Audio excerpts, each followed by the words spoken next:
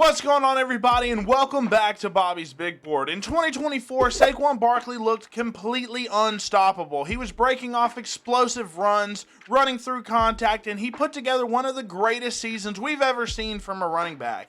Then 2025 happened, the production dropped significantly, the explosive plays weren't showing up nearly as often, and suddenly people started asking whether Saquon had already lost a step. So today, I want to go back through the film and figure out what actually changed. Is Saquon slowing down, or did the offense around him make things a whole lot harder? So let's get right into it.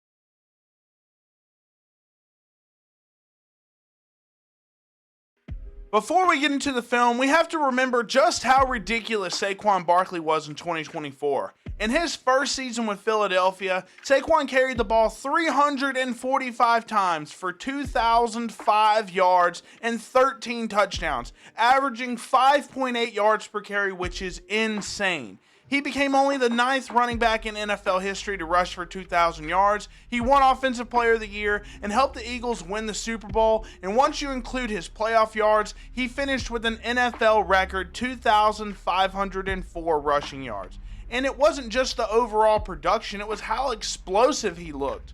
Saquon had 17 runs of at least 20 yards, including 7 that went for more than 40. He also produced 82 rushing first downs, and it felt like anytime Philadelphia gave him a crease, he had a chance to completely flip the game.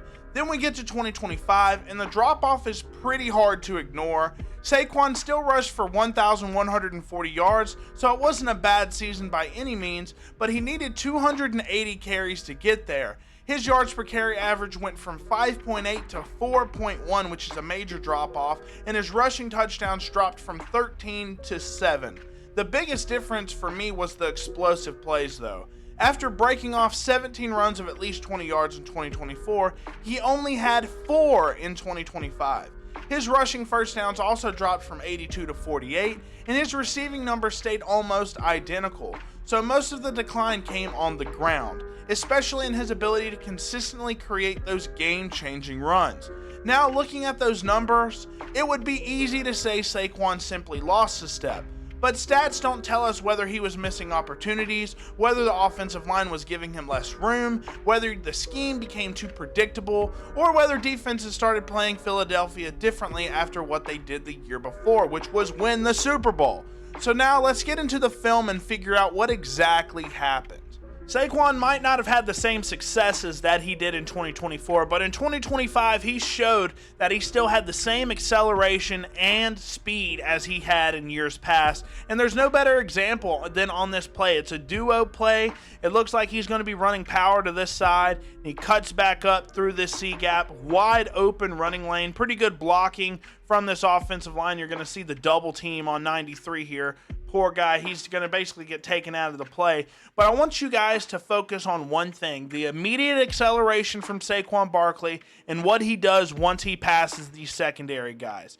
Great cut, runs right through the hole, and then look at the lead that he's gaining on these guys. Even when they have the angle to tackle him, he's just running right by them, and guys just aren't ready for that type of speed. Saquon has shown time and time again, if you give him these types of running lanes, he's going to take it to the house. And unfortunately, he just didn't get a lot of those chances last year. And, I mean, you see what happens when he gets some good blocking.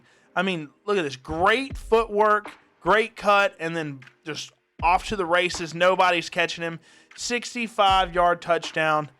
He still got it. This might be the most Saquon Barkley run I've ever seen in my entire life. I think the play call is very similar. I think he's supposed to be running to this power side and then cutting back up through this B gap here. But it doesn't really work out for him that well initially. So I'm just going to go ahead and play the clip.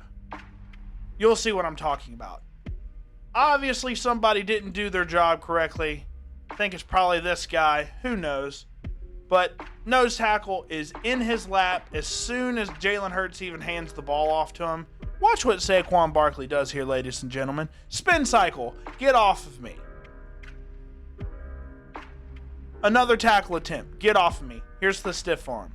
Get off of me. And then runs. And then this is another facet that this is why I picked this play. He's got 2 defensive backs on him at, let's say, the 29-yard line.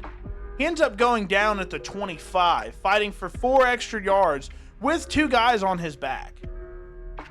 He's just a perfect blend. That's why he was so highly graded as a prospect, because he had the home run speed, the contact balance, and he could bulldoze over people as well. And obviously the vision as well. But the fact that he's able to do something like this, where as soon as he gets the ball, he's just so good at making guys miss and just hits the poor nose tackle with a spin move. He had no chance of making that play. 9 out of 10 running backs are getting tackled for a 3-yard loss there. Not Saquon Barkley. I mean, what a stud and what a 48-yard run. Nothing is more Saquon Barkley than this clip right here. So on this play, I want to talk about 2 things. First thing is the criticism online about him not being able to create when the running lanes aren't there, which last play proved that that's not always true.